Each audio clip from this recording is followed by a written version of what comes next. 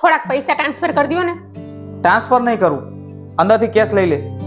Case કોણ ગણતું ફરશે? Online ફટાફટ થઈ જશે. અરે આ તો પ્રોબ્લેમ છે ઓનલાઈન જમાનાનો. આ જેટલા પણ ઓનલાઈન ટ્રાન્ઝેક્શન થાય છે ને એમાં ફીલ જ નથી આવતું. કેટલાય હજારો રૂપિયા આમ જ ખર્ચ થઈ જાય છે.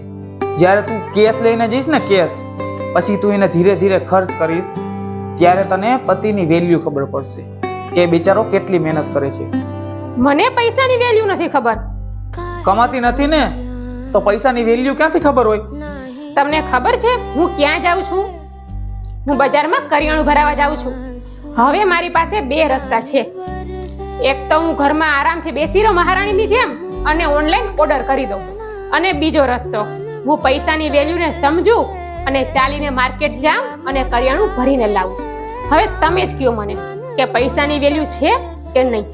પત્નીને એના પતિના પૈસાની કિંમત બહુ જ સારી રીતે ખબર હોય છે, કેમ કે બાળપણથી જ એને એના બાપની તનતોડ મહેનત જોઈ છે.